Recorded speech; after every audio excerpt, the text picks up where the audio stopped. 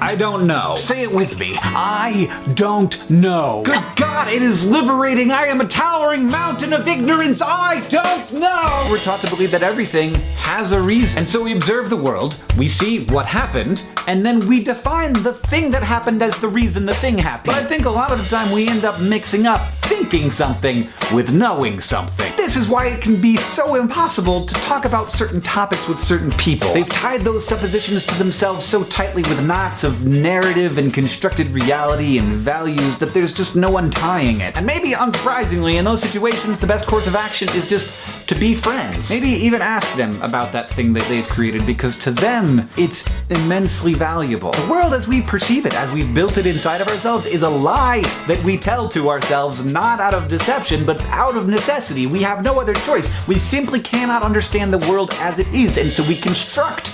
But sometimes I just have to tell myself the thing that is definitely true, the truest thing I can say, which is that I don't know. Never know.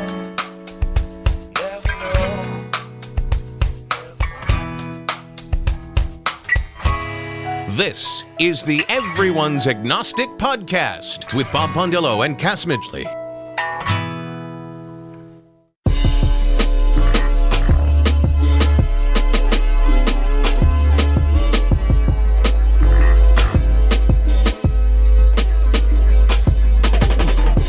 Welcome, everyone, to episode 158 of the Everyone's Agnostic Podcast. I'm Cass Midgley. Today, Bob Pondillo and I interview Josh Hupp. Josh has spent the last 10 years trying to rebuild his life and identity after escaping the grip of a Christian cult he was in for 10 years. As per the cult leader's demands, he broke off ties with his family, physically abused fellow cult members, and he himself was beat up by other cult members while his wife at the time watched, a wife that the cult leaders picked for him to marry.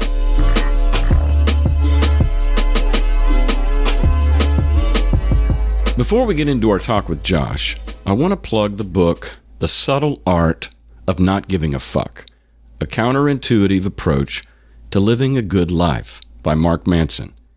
I got it on audiobook, and the first chapter is the best summary of what it means to be a yes-sayer that I've ever heard. Just like all self-help material, I don't agree with all of it, but overall, this book posits my philosophy of life as close as anything I've ever heard.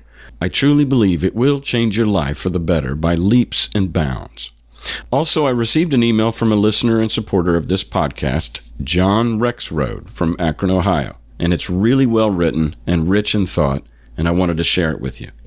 He writes, "Hi, Cass. I do want to thank you and Bob for the podcast. I have recently started listening and find myself enjoying it very much. One of the things I like most about your podcast is how willing you are to share the stories of everyone, including those with whom you don't entirely agree. I just finished listening to the conversation with Sherry Jameson. That was last week's show. She seems like a good person, and what a shame it would have been to have excluded her and her ideas and thoughts for a broader perspective. You should be commended for being willingly inclusive. It would not be inaccurate to call me an atheist, but I dislike the term, specifically because too many atheists are as dogmatic in their unbelief as Christians are in their belief. I understand well the anger, hurt, intellectual distrust, and historical perspective for this dogmatic response. I've had the same reactionary responses myself for many years, and I continue to do so under certain conditions. However, now that I'm older, retired, and hopefully a little more insightful about life and myself, I find I am no longer as sure or as smart as I once thought myself. Or maybe I'm just worn out and tired of all the bickering. I want to find a way to care, accept, and mutually tolerate others. My life and work is based in science. Science and math are great constructs, as constructs go, but they still only expose the very tip of what may actually exist. The quantum enigma exposes this vulnerability quite well, despite the protestations and denial of scientists saying otherwise. Can any of us really be so convinced that our opinions are representative of objective reality? Can any of us even know what objective reality is, being the primitive little primates we are? I'm not talking about our collective objective reality as humans. I think we can speculate on that just fine, and my opinions are as good as anyone's. I am talking about actual objective reality, which I believe will always be beyond our reach. I am as intolerant of intolerance as one can be. But should it matter to me if people believe things I find ludicrous or silly? If it makes life easier or happier for them, and they're good people? Many of the things I think and believe are actually emotionally based and not actually true. There are some fairly recent neurological studies that actually support the idea that all our opinions and conscious thoughts originate as emotions. Our thoughts may all be rationalizations for our emotions. I enjoyed Frank Schaeffer on your program and read his book, and that's way back on episode 21. You tuned me into Mike Maharg, also known as Science Mike, and I read his book. I found his wave experience too much for me, but since his wife threatened to leave him and his mother was pressuring him, to speak nothing of his life being turned upside down, is it really any wonder that his mind gave him something to bridge the gap? At least his religion is now, apparently, loving and less toxic. I'm going to write something that will sound arrogant, but I don't mean for it to be. I just think that while some people, like us, may be perfectly capable of devising our own moral system and fiber, many people are not. They are not as intense or intuitive because they have no interest in being so. They need some sort of moral structure, and religions offer that in a prepackaged form. Unfortunately, these religions are often toxic, hateful, and hurtful. So I'm drawn in my later years to try and make peace with people and my past. I'm attempting to find some kind of connection beyond, or in spite of, our disparate dogmas. It is a real struggle for me since, like you, I have many emotions and past conflicts to deal with. I find your program very timely and helpful with that. Take care, and may you be at ease. John Rexroad. I love that closer, may you be at ease. I think I'm going to steal that. My thanks to John for this email and articulating his desire to care, accept, and mutually tolerate others. You can hear the humility that comes with age and the self-confidence it takes to admit that we don't know everything. He also understands that some people aren't as interested in the truth as others, or spelunking the caves of philosophy or critical thinking, or they need a prefab moral framework to guide their lives. They're comfortable in their beliefs and really don't want to be bothered with disrupting those comforts.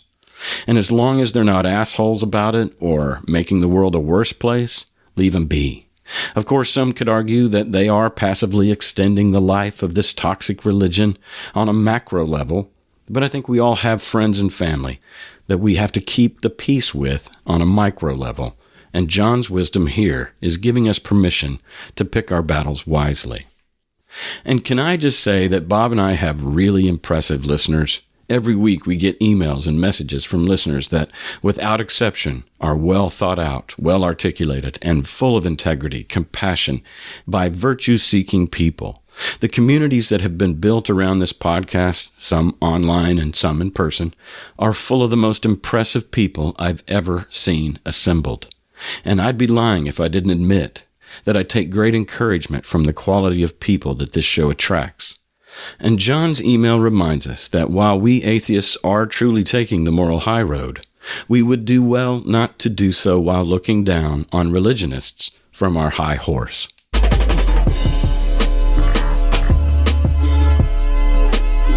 We taped this conversation on June 24th, 2017. We interview people you don't know about a subject no one wants to talk about. We hope to encourage people in the process of deconstructing their faith and help curb the loneliness that accompanies it. We think the world is a better place when more people live by sight, not by faith. Please subscribe to our podcast and leave a review wherever you listen to podcasts. Our show's available on most podcast platforms. Also, you can support us monetarily in 2 easy ways. You can pledge $1 per episode or more through Patreon. That's patreon.com/EA podcast. Or you can leave a lump sum donation through PayPal at our website, everyonesagnostic.com. The smallest contribution is greatly appreciated. Our opening monologue is an excerpt from a YouTube by Hank Green titled Towering Mountain of Ignorance. The music behind it is Never Know by Jack Johnson.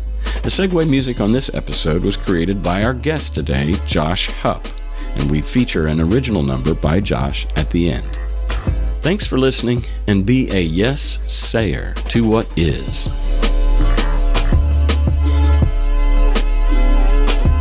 So our guest today is Joshua Hupp. Joshy. Is that how you say it? Hupp, yep. Is it? You like the full Joshua? It's funny because I had a little thing at work. Like, you can call me Josh in person, but if you're going to write my name or it's in print, it needs to be Joshua because... Okay. Yeah. All right. Sure. Well, it's that Christian thing. Yeah. Well, yeah. You want that Christian thing. Joshua is Jesus, really. Yeah. Yeshua. Yeshua. Yeah. Wow. So I do have a little Hebrew lineage. That's right. Jesus. Adopted Hebrew. Are you Jewish at all? Well, I did the DNA deal. Yeah. And I have like a percentile of European Jewish. Huh. Get out. Yeah. Isn't that something? I was thinking about doing that. Was that cool? It was cool. It was cool to do until I got my results and I figured I'm 100% white boy, so that wasn't really that fun. Oh, you were hoping to have some more culture than that? Yeah. Ethnicity? Oh. Yeah, but no, I have it was like 80% Great British, which was okay. very disappointing, but no disrespect to the English. No, of Sure, course. mine would be very similar. Yeah. Well, I know they have a high, what do they call it? A low confidence rate in that is what they call it. It's maybe 50% confidence rate in it. Oh. So it's not, but now you can get it higher, but it costs you a ton of money. It costs you Right. more than $1,000. They pretty much compare it to the people in that region. Yeah. Compare your DNA to those people. So Yeah. I'm going to try and do a 23andMe and see how it compares. Oh, what a great idea. Yeah. Yeah. My Hey, dad recently got it done. Yeah. And like a month- 23andMe, what is that? It's It's the another same thing. DNA. It's another DNA test. Okay. Yeah. I'm And sorry, I interrupted So you. my dad got his DNA done, and I was so relieved to find out he was actually my biological father. Yeah. Well, I'm sure that helped. We had a laugh about that. So you got any siblings? I do. I have a brother. His What? name's Justin. Justin. Justin is actually in the Bible. Is it? Yeah, I think there is a Justin in the No Bible. kidding. Well, yeah. it kind of makes sense. I was about to think that it wasn't, but I don't know. Somebody will write us and say, no, it's not. Yes, yeah, it I don't is. know. I can't remember. But you're raised Christian? Yeah. Oh, yeah. In a Christian house. My mom was the traditional American Christian mother, and my dad was the traditional Christian father, which means he didn't go to church. Stayed home and watched football. Stayed home and watched football. Well, mom took the kids out to church. We were Assemblies of God, and Okay. we were, my grandma was big into Kenneth Copeland and Jimmy Swaggart and all the big top boy. 80s guys. And Yeah. Jimmy Swagger. so, we went to church on a regular basis. Christian high school, Christian college, And that's what. Okay. Oh, what college did you attend? or Roberts University. Oral Roberts, baby. Yeah. You went to the high one. You went to So the big your one. childhood took place in Knoxville or where? No, my dad was in the military, so we've been around a lot, Okay. including overseas. My formative years were in Fayetteville, North Carolina, Okay. Huh. where I went to Fayetteville Christian High School. Shout out to the Warriors. What were some of the European cities you lived in? We lived in Germany, Simbach, Germany, in a little village called Weidenthal. And I went to German school. I was the only American in the school, and that was a wonderful experience. Like, I wouldn't have... It's one of my cherished moments. Seriously. Yeah. And what age were you? I was 10 or 11. Wow. Now those are the formative years. Too. Yeah. 10, 11, 12, Yeah. right in there. Yeah. It's funny because my circle in the school, of the German school, was a guy from Poland and a guy from Iran. Like, we had each other's backs. Like, I got picked on one time. I got punched, and I believe it was because they were picking on me because I was an American. And the guy from Iran stood up for me and got in a fight with the guy. So shout out to the Iranians too. Yeah. You kind of look German. I'm surprised they... Well, my whole life, my dad said, we're German, until we got the ancestry DNA and figured out we're not German. Yeah. Oh, We're English. Okay. English. Wow. But What does that mean? You look German. I don't know. It just does to me. I mean, he just looks... got the blue eyes. Yeah. Oh, the blue he's eyes. Aryan. Okay. All right. Well, I hadn't thought that, but yes. I don't see color. I don't see color. Okay, Colbert. That's right. I'm Colbert. Okay. So that little punch in the face is a foreshadowing, but we're gonna hold off on jumping to the splooge because that's the story of stories that we have got to unpack. Yeah. But so you're in Christian school, Christian college, and you didn't. I mean, we now know what took you to Tulsa, ORU. Right. So you end up in Tulsa. I followed a girl out there, actually. Okay. Yeah. Okay. And you're like, talk about your personal devotion to Christianity. When I describe myself as a Christian, especially now talking to people that can relate, I would be like I was the real Christian. Yeah. I lived it. I didn't lose my virginity until I got married. I was on the leadership council or my youth group. I was page 1 of my Christian high school yearbook with the Bible in my hand. I gave messages in the youth and in my high school and everything. I mean, I wanted to be the real guy. Yeah. What about a daily practice, like reading the Bible or prayer? Yeah, I would pray every day. Read mostly in the letters because that was the meat. Yeah. Well, Pauline, I mean, the letters of Paul, absolutely. And that's a version of Christianity that is different than maybe a more Hebrew slant, or even a Jesus slant. The Pauline slant is really what we know today as Christianity. Yeah, that's right. Everybody says that. It's Paul's religion. Yeah. I had the highlighters in my hand and everything. Zip-up book with the Bible on my name on it. Yeah. That my grandma bought me. Okay, so that gives us a picture that you're the real deal. Did you speak in tongues by any chance? Oh, yeah. Oh, you spoke in Assembly of God, yeah. Yeah. Wow. I remember the first time I spoke in tongues. Yeah? Now, looking back, it had to be some psychological thing. But the first time I spoke, I don't remember controlling my own voice. Like, it really felt like it was Holy Spirit. It never happened since then. I mean, Cass, we can speak in tongues now if we want to. We could rip right into it. Right, but gotta buy a Honda. Yeah, right? Yeah. But that was what I was searching for, is spiritual, supernatural, something out of my control. Yeah. Huh. And when you open yourself up to that, like, so you're at the front, the music's playing, service is going on, it's powerful experience, and God is here. Because the pastor said so, the worship leader said so, and everybody's experiencing the presence of God. All around you, people have their hands raised, their eyes closed.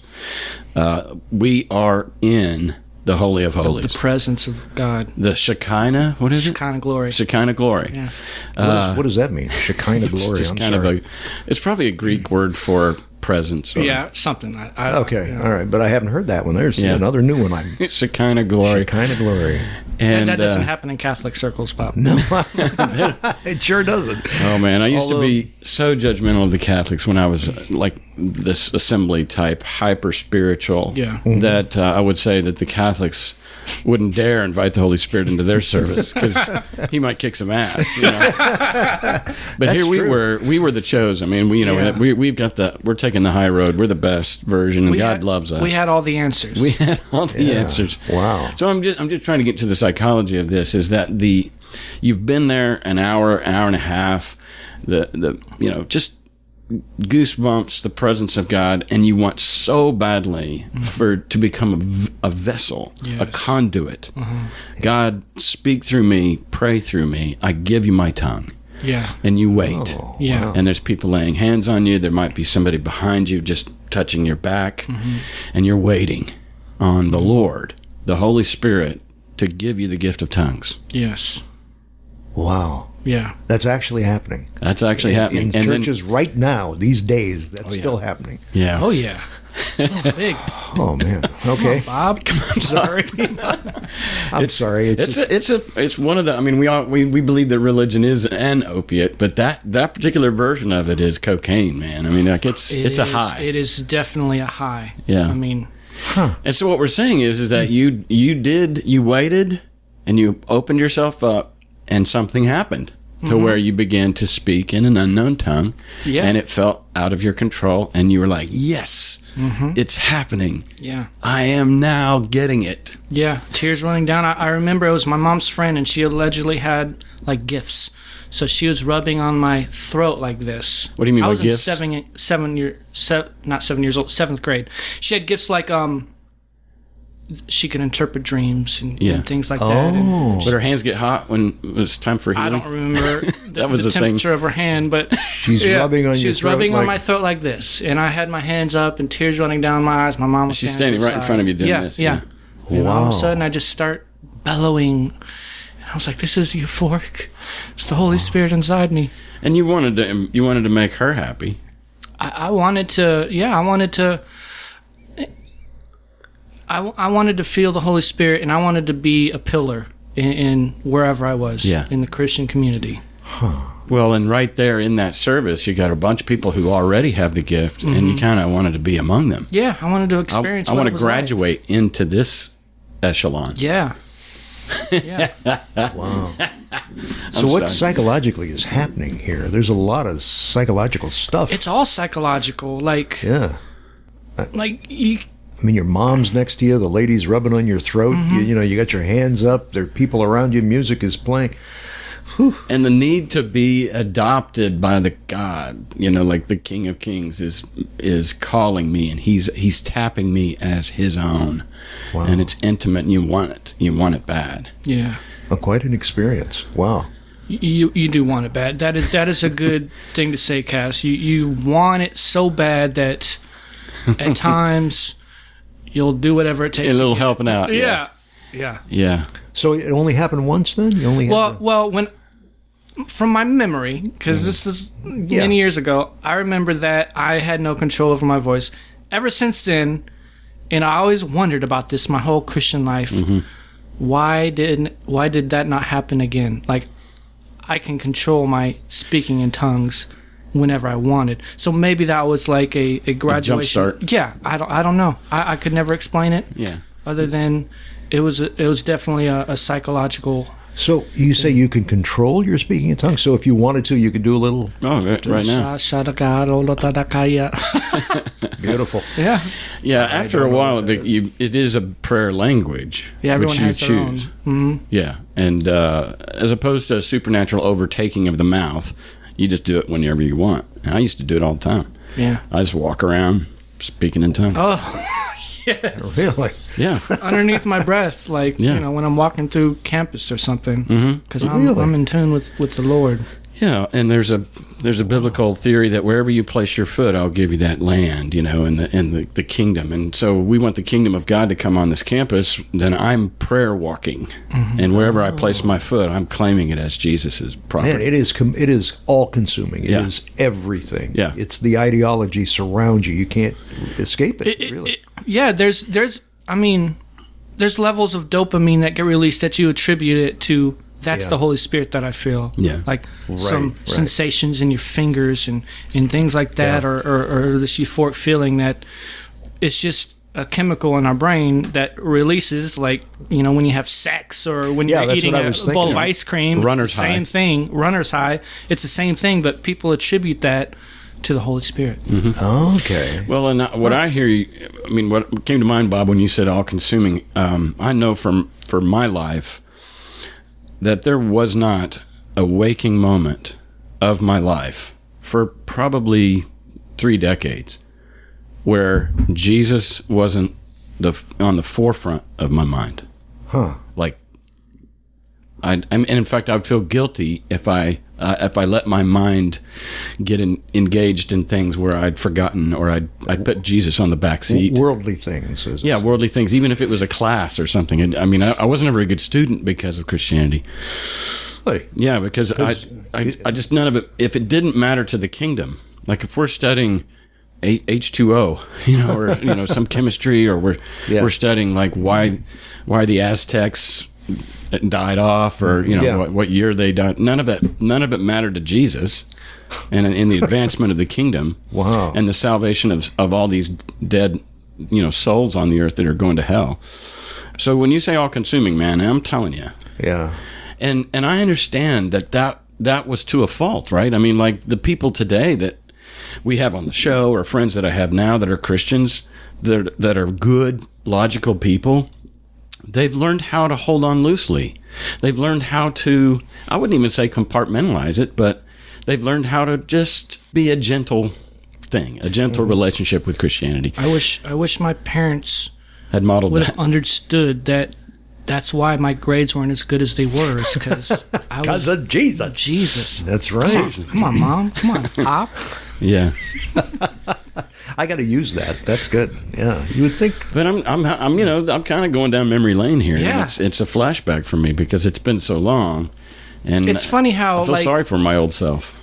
like, we can relate to that, and Yeah. we've never met, Right. other than a few months ago or something, but we can relate so much to each other because that's like that culture Yeah. of the Pentecostal charismatic. Yeah. We were living that life parallel to each other Yeah. in different worlds, but Yeah. Yeah. the same attitude and the same devotion and the same vigor. So Assemblies of God is a Pentecostal, Yeah. Charismatic. Charismatic. What does that come from? Assemblies of God. How many assemblies you got? It's just a denomination that somebody founded, and then Maybe it's something in the Bible, some kind of assemblies word or something. Who knows? The word assembly in the Bible, like do not forsake the assembling together, is the scripture that comes to mind. Okay. It just means gather, obviously, from a dictionary standpoint, and so Okay. So yeah, it's a gathering of God, a gathering of those who believe this. yeah, Probably. I guess so. I've never even thought Yeah. about it. It's I almost never like got that deep into it, Bob.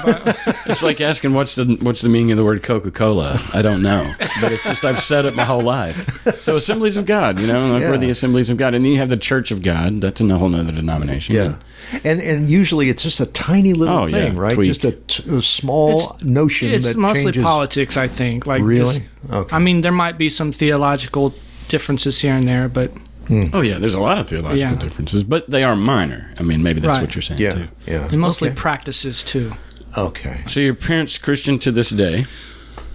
I would say my dad is not, definitely. No way, really? Yeah. Cool. And and my mom is, Loosened up quite a bit.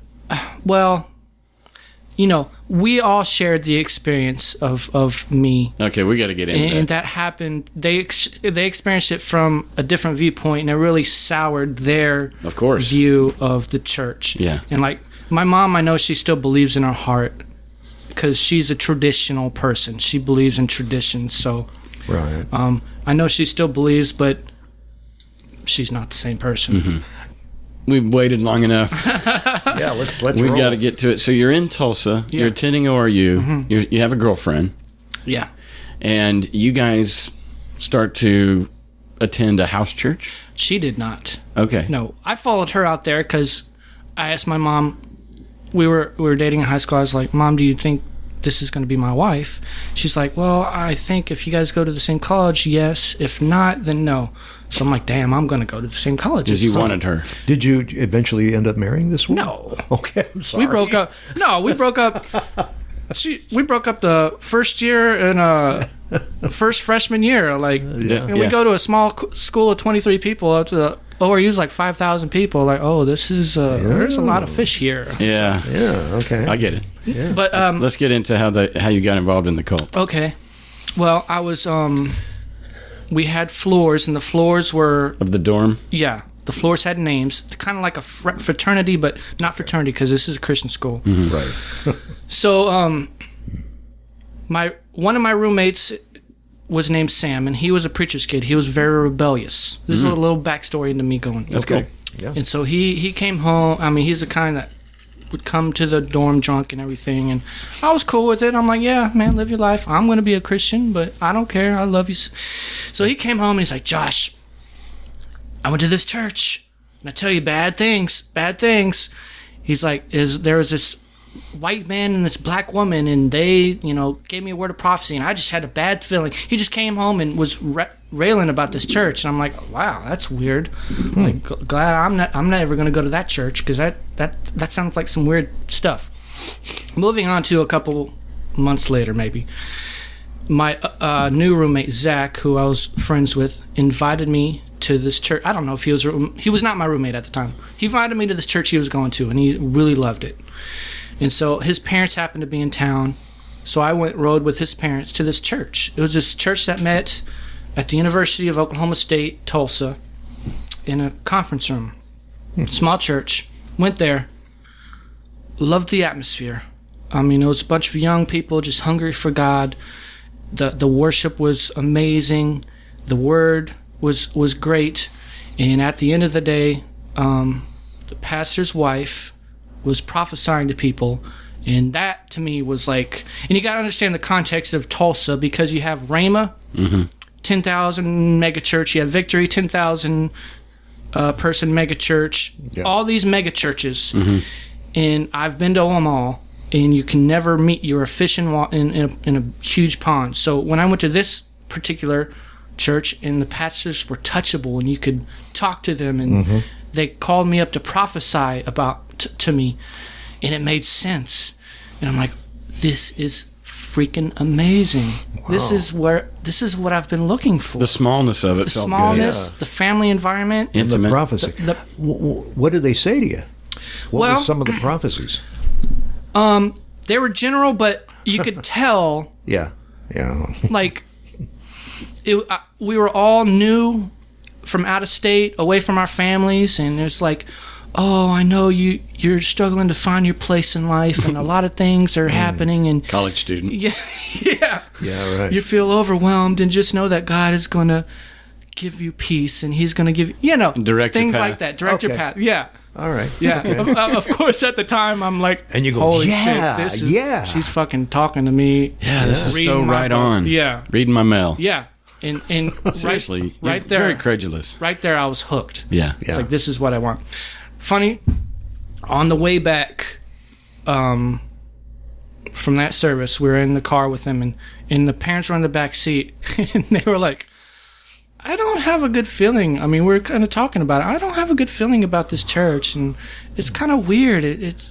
I think the C word was used in that very first, the cult word. Oh. She's like, and then of course I'm like, no way. I had a great experience. Great experience. And Zach was like, yeah, I like it. It was good. So, we moved on from that. A couple months down the line. Anyways, I related it to, this is the church Sam was talking about. Sam came back from and said somebody prophesied. Now, so you get the pastor and his wife, and the pastor's white and the wife is black? Pastor is white, the wife is black. Okay. He's meek. He's older than her, like 18 years difference. Ooh. He was a meek person, but he knew his word. He was a scholar of the word. She was this 6 foot tall, domineering, scary black woman. Oh, okay. What are their names? Robbie Turner and Jan Turner. Okay, Robbie and Jan Turner. Yeah. And it was Harmony Worship Center? Worship Center Church. Okay. Yeah. Okay. Oh, yeah. All right, so a couple months go by. You had a great experience. You loved the smallness of it. Everybody, mixed feelings in the car coming back. With them. Yeah. Like, but you and Zach liked it, yeah. Yeah. And you wanted to go back, and you did go back. We did go back. Besides, what do parents know? You know what exactly, I mean? Yeah, Bob, I mean, you're a college student. You know everything. Why even go? I mean, Okay, so. Exactly. I mean, this was at a time in my life, too, where I was struggling, like, the girlfriend I had at the time, we were kind of going back and forth, and I was really debating on leaving that university and going somewhere else, or just quitting college altogether, because I was like, this is not working out for me. And then when I found this church, I'm like, it's all coming together. Yeah. Did you drop out of college? No. Okay. Well, not at the time. But, okay. Yeah. Not right away. Very diverse. Like, and that's another thing that drove me. Ethnically diverse, white, black, Hispanic, everybody there together. And to me, it was, I keep using this word, but it was a euphoric experience. Like, this is something that I can be a part of, and I can help grow and be one of the pillars of this church, and we can grow and touch the world. Be a world reaching church. And the feeling you got while you were there was God is here. God's hand is on this movement. Yeah. And I want to be a pillar. That's the second time you used that word. I mean, it's the way I've said before, I want a seat at the table. I want to be a part of this. I want to be an integral part of it. I want my life to mean something. Yeah. And this is where I'm going to make my mark. Yeah. So go on. So, yeah. I'm anxious. And another thing that they taught on very strongly was the power and not really the power, but the importance of the local church. And that was one of their hooks, because in that atmosphere of Oral Roberts University, I have seen Benny Hinn, Kenneth Copeland, Creflo Dollar, Miles Monroe, every major televangelist you've seen on TV, I've seen them in person, because that's the network there. That's the nature of Tulsa. Tulsa's the hub for that. Oh my God, yeah. So their importance was, they called it, I forget what, they called it the parachurch. Because it wasn't really the church, it was just these big gatherings of people, whereas we are the local church. We are what the New Testament version of the church is. Okay. The Pauline Testament, you know. Yeah. I mean, they might say like a mom and pop restaurant versus a franchise. Like exactly. They're trying to put value on this smallness and the intimacy. All these big churches are touristy. People come and go. There's no connection. We are the core church. We are the integral. Like, there's cohesion here. Okay. This is a revolving door of famous celebrities and shit. Right. We are into each other. Right. Yeah. And the fact that she was, I mean, she was a prophetess. She didn't call herself prophetess. She called herself a seer. But the fact that she prophesied into people's lives, for me, was just amazing. I loved it. It probably had a little progressive tone to it, because in the assembly, they're not as misogynistic or patriarchal as some other denominations, where women must be silent in the church. And there's whole denominations that uphold that to this day. But, just seeing a woman given authority might have rang true for you, or good for you as a progressive. It was good. And just to clarify, this wasn't an Assemblies of God cult. This was a break off, I don't know, an independent, which is what I like too, independence. So the fact that they were a mixed couple, and that she gave powerful words, and it was I was soaking it all in. Yeah, you were, and you're kind of getting drawn into the cult of personality, like Yes. So yeah, as well as just a cult. Right. Yeah. So how long were you there before? Okay, I've just got to say it. The thing about your story, and I think the word harmony in the name of the church is so ironic. I know. Because eventually the church gets to a place where that prophet, that seer, the pastor's wife, God would tell her, speak to her, she would tap a man and say, "You've been lusting after other women in the church." And then what happened? A group of men would beat that guy up. Yes, that happened. How do we get part of beating that? I was a part of doing the beatings and getting the beat. Yeah, we got to get to this, because so far, these are kind of your inaugural experiences. Are like, I'm impressed. This is cool. This is powerful. It started. How did it go south? Well, we were meeting at Oklahoma State, and then we moved to. We had a principal there, and he let us move into this elementary school. We met there, and it just got progressively, as less and less outsiders came in, and the nucleus was there. But it became more insular. It became more insular, and it just gradually got worse and worse. There's so many things, even with ORU, we were the black sheep, and they met with ORU people because we got kicked out of their vans of my cult. My church got kicked off campus because we were teaching something called covenant, and we were anti-dating, anti-courtship. Covenant is when God calls me and a woman, and then we're together, and that's us for life. Kind of an arranged marriage, but God does the arranging. Oh yeah, totally arranged marriage. God does the arranging through the prophet, the seer. Yeah. Oh, yeah. Okay. So it happened to everybody in the church. She starts deciding. She's a matchmaker. Yeah. Yeah, I remember calling him once and saying, I like this girl named Karen. Started talking to her. I never gave her the name. She's like, oh, believing in me. And yeah, I see this for you too. What's the name of this girl? Oh, this is Karen.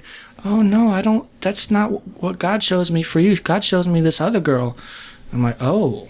And you bought it. I bought it because she heard from God. I believed in her. And I wanted to be pleasing. Yeah. So I married this other woman. And that was, whew. So, we went, even butted heads with ORU. They met with Well, you got to be there. pretty bad when Oral Roberts is throwing you off campus. Oh, we hated ORU. And the thing about cults is the more outside influence that comes against you, it galvanizes you together. Oh, yeah. To where you believe you're doing something Common right. enemy. Yeah. Right. Wow. So that led up into, there was this big hoopla with the news out there that some lady in the church had a dream that she touched her kid. Like, it was just a dream. She did not molest her child. That's true. She did not. She just had a dream that she trusted to talk to the pastors about. Well, the pastors said, well, if you're dreaming about it, that's happening. There's this big, it made the news, and all of a sudden. So this is your church that this is happening. My pastors, or your cult. My pastors went to jail for failure to report it. Yeah, that was a scary time. To report a dream? Well, yeah, it was Okay. like, how weird. it was weird. Okay, so just to unpack it. A woman in the church has a dream where she touches her own child sexually. Yes. Yeah. She goes to the pastors and says, I'm having this weird dream. Yes. The pastors presume that if you're dreaming it, it's happening. Yes. But fail to report it. Right. So that was. But how? I mean, you have to prove. I mean, something has to be proven in there somewhere for somebody to go to jail. Not really, apparently, I guess. Huh? They also went to jail. I mean, they also went to jail for assault and battery. Okay. For beating people. Okay. Oh, okay. So they didn't go to jail immediately. This is just some weird stuff. It's just though. weird Just stuff. weird stuff. Yeah, they went to jail, and at the time, we have all excommunicated from our parents because off. The word is, Jesus said, "Who are my brothers and sisters, my mother and brother, but those who follow the will of my Father." And my parents, your parents don't toil over you and pray over you like I do. I'm your, they're our real parents, and so I cut my parents off. Forsake your parents and come with us. Yeah. I cut my family off for 10 years, and my family and I were close. Really? Like, 10 we were a years? military family, so we, and I Wow. another tidbit, I put a restraining order on my father and got it handled because he came out and visited me, him and his my parents, without us knowing. And so I took that and I Oh my God. I said a few white lies and had the judge, call. I had his, he was in the Air Force. I had his superiors called, and that's. Wow. Yeah. I feel sorry, Dad. He knows I love him.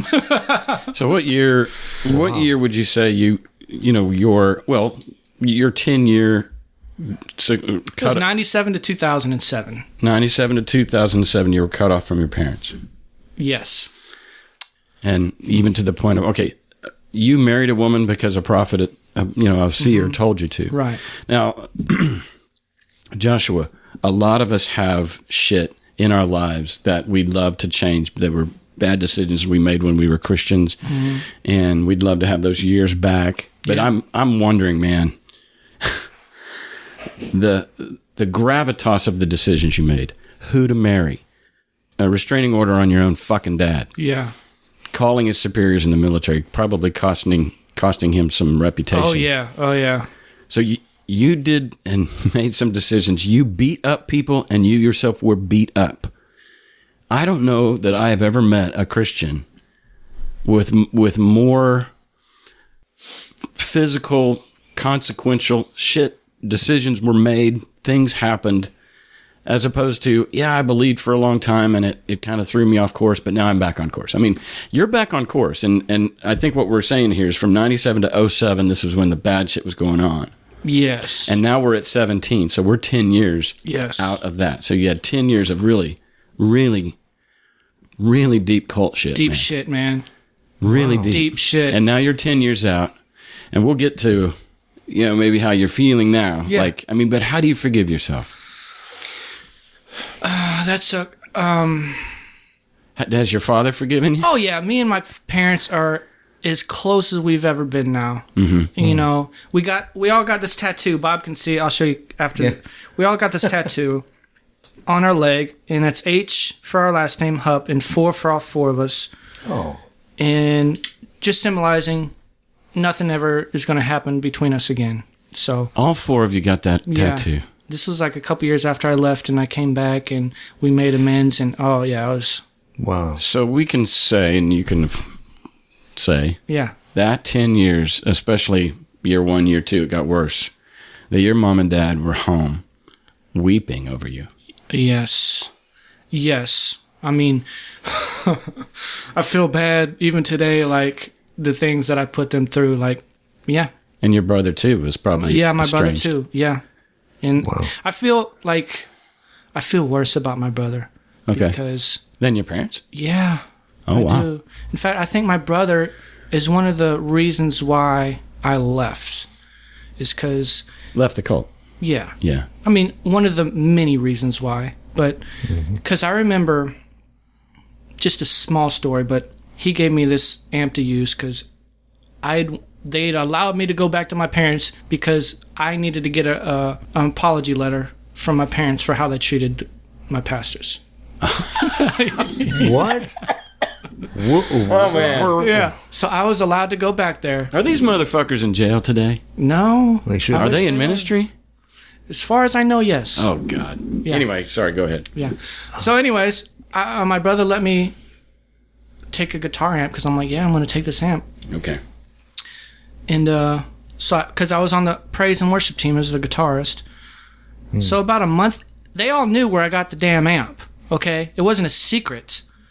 And about 2 months later, I got rebuked.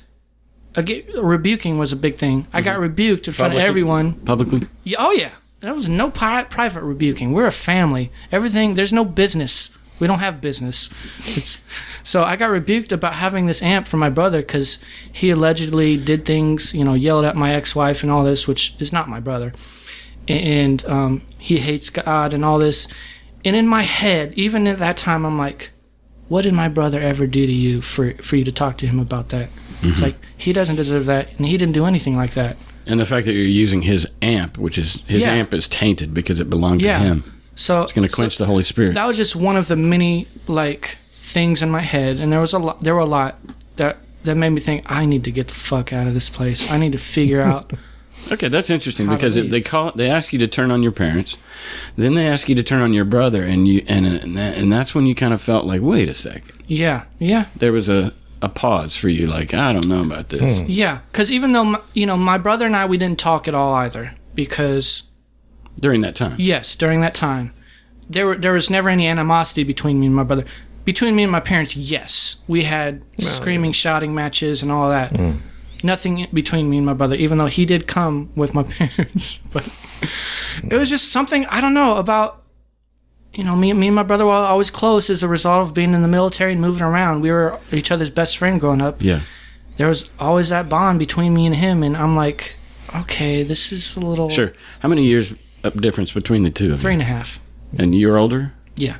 Okay. And you... Better looking. You've got fond memories of playing? Oh, yeah. Like G.I. Joe? Man, everything. Basketball, video games. Yeah. Just sports, you and he? Just me and him. Tight. Yeah. Yeah. So that was like the first little... Not the first. That's Oh, one that's of just the one of them. chinks. Okay. Yeah. I mean, I had left... I was the black sheep of the cult, too. Like, I was probably got the brunt of all the rebukes, and I left several times within the last 3 years of being there. Left and come back, left and come back, left and come back. Right. Because when I would leave, I'd be like, I can't do it. Sometimes I would leave because I would feel so bad that I'm letting them down. I just go off of my own depression, and I'm not going to bother you anymore, and self-pity. Yeah. And then I'd come back, and being in the cult, that's all you know. So if you're outside of that cult, you don't know how to react with people In socially, society. Yeah. with society, or anything, because you're outside of your bubble. Like, I was going to hell because I was outside of the local church. And that's a lot of what drove me back, too, is I don't want to go to hell. So I would leave, I would come back. There were times where I would be homeless. I'd slept in my car many times. I slept in a laundromat, on the floor of a laundromat one time. Is this because the seer told you to? No, it's because I was kicked out of my own house. By your wife? By my wife. Couldn't go back. So I had, Well, what'd you masturbated? Was she caught you with porn? What's up? Why would she kick you out? It's funny because masturbation was a huge thing. Yeah.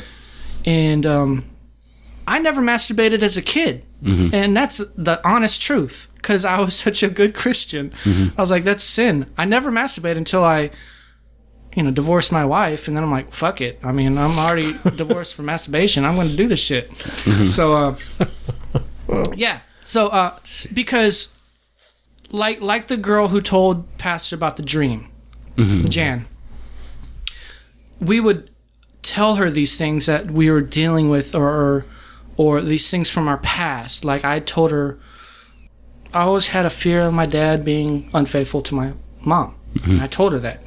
But she would take these things and use them against us.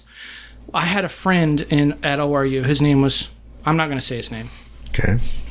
But freshman year, we were good buddies, and we'd do what normal people do. We'd go hang out at each other's rooms, innocent, nothing happened, just hang out. Well, long story short, he got arrested for molesting kids at a summer camp. And so they knew that he was my friend because I invited him to church a couple times. So that immediately put guilt by association with him. Mm-hmm. And now I'm a deviant. I'm homosexual. Homosexual was a big thing. They never lumped me in with that category, but the homosexual thing was definitely a huge issue because all homosexuals, abuse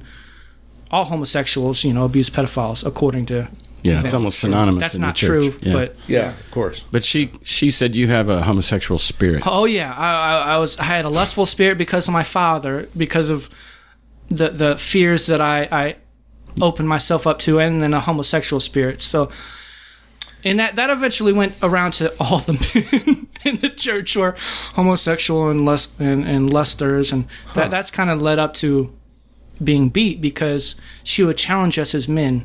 Are you gonna let Cass lust after your wife and not do anything about it, Josh? Really? You're gonna be a punk and let some other man, let Bob look at your wife in a way that is not appropriate? Huh. No, I'm not. Hell, I'm a fucking man. I'm gonna beat his ass. Mm-hmm. And that's what happened. That's what happened. And embedded in that is if you don't, then you're confirming that you have this homosexual spirit, that you're a girly man. Oh yeah. That you're a pussy. Yeah. And in order to not only establish your own integrity as a man of God and a non-homosexual, mm-hmm. you've got to beat up people that you know are lusting after your wife. Mm-hmm. Whoa! Even if you don't want to beat them up, like I am not a violent person, you better as hell be in that scrumble and be seen giving him some licks. So put me in the room where this is about to happen. My gosh! With someone else or with me? We can get to yours, but let's talk about someone else. First one was a guy named Matt. Okay. You're in a room, like you're. We go to his apartment. We meet up. Will, who's a good buddy of mine now, because he's not there anymore. You both left the cult. Yeah, he's my best friend. He was the assistant pastor at the time, and he got up with another guy named Josh, who was the worship leader, and it's like, hey, we talked to Jan, and this is what needs to happen. Matt's been lusting after our wives, and we're no punks, so we need to go and let him know we're not going to draw blood. Yeah, we're not going to draw blood on Matt. We're not going to punch him in his face. That's how it started. Yeah. We're gonna go and deliver a message to Matt. And the reason that you guys know this, that he's in fact lusting after your wives, is the seer, Jan, told you. Right? Yeah. She didn't really even tell me. She told Will, who told me, so I believe it. So you guys are on the phone, you're getting ready to meet up, and you're all going to go to his apartment and beat him up. Mm-hmm. He has no idea what's coming. Yeah. Not even when we show up. We're like, and this hey, is the first one. This is the very first one. He's getting off his job at Office Depot. We're like, I go in there, I was like, hey, Matt, I'm so excited, because I'm like, yeah, I'm going to do something cool. I'm going to beat this guy up. So we go, hey, Matt, we need to meet with you after you get off. What time do you get off? Well, I get off in about an hour and a half. All right, well, we're going to meet you at your apartment. So when someone in the cult atmosphere says, hey, we need to meet, oh, shit, the fear that goes above, because you know it's not good. Well, and this is even pre-beating. He didn't even. No, this is before all he's that. afraid just because He's afraid of a rebuke, scrutiny and Yeah. and his sins being exposed to the whole church. And Yeah. these are the kind of things that create fear. But he didn't even know the level of fear that he's about to. No, and he's lucky he was the first one, because we went over, knocked on his door. And this has a bit of a reconnaissance mission to it. Like, I mean, it probably feels, in a twisted way, It was cool. it feels godly. Yeah, we're doing the work of the Lord. We're warriors. We're again, I'm going to use this word. We're the pillars. Yeah. You know? And we are not a weak Christianity. No, we're militant. Yeah. We're serious. Yeah, we're So the you're Delta actu- Force, man. You actually got some adrenaline on your way over to his house. Oh yeah, one, I got adrenaline because my natural personality kicks in, and in my inner self, I'm like, I don't really know if I'm capable of doing this. I don't want to do it. I like Matt. He's a good guy. I'm not worried about him lusting after my wife, which he's married to my ex-wife, by the way. But Oh my. that's another story. that Yeah, we'll get into. apparently, yes. That's another okay. story. But anyways, that's, Yeah, he was lusting, actually. well, you know, But you were Matt's a good guy. Yeah. Matt's a good guy. I'm sure he is. And he was back in the day. But we went over there, and I feel bad. Half of myself feels bad Sure. because I'm like, I don't want to do this. Like, Yeah. are we really going to do this? And half of me was like, hell yeah, we're going to fucking do this. Yeah. And beat his ass and deliver a message. Yeah. You know, So you not did. not thinking, not having the forward thinking that this is causing a what's the word? Trend or What's the court word? precedent? Precedent, starting a precedent. I didn't think about that at the time. No. But we went in there. We went to his apartment. It was like 4 of us, and we beat him up. In front of his wife and kids, or No, he wasn't married. He was a single guy. Okay. In fact, his roommate helped beat him. Oh, jeez. So we beat him. We just beat him in his torso. That's pretty much it. I think I got a few kicks in there too. But And he's not allowed to fight back. no, well, if you fight back, you're gonna get worse. But at the time, no, he didn't fight back. He just took it like a man, Because he wanted to be a man, He too. wanted to be a man. He wanted to show his penance. Wow. So the My next This gosh. is so fucked up. the next day, I actually worked with him at Office Depot. I'm like, hey man, how you feeling? He's like, oh, I'm really bruised up. It's like, yeah, well, He didn't go to the hospital or anything. Huh? no. Did that No, ever we happen? didn't. No. Oh, okay. We should. No. No, I wish I would have. You'd be in big trouble if that happened. That's for sure.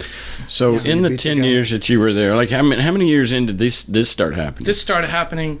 Not all the bad shit started happening until we got into the house. Like, it was really weird shit when we were in the conference room and in the elementary school. Super weird. But now the really bad stuff happened until we moved our church into the pastor's living room. Okay. And by then you were small enough to fit. By then we were small enough to fit. It was a pretty nice sized living room, and they got it, because we were good tithe payers. And you have a Sunday morning service in there? Sunday mornings, it was more of a Sunday day service. Like, you All went day. there at 8:30 and had a 3-hour service, and then watched movies afterwards. So Movies? movies in the room, yeah, Like pop movies? Like mainstream yeah, movies? mainstream. But we, those were the days of the TV Guardian. So remember that little No? device, Oh. TV Guardian?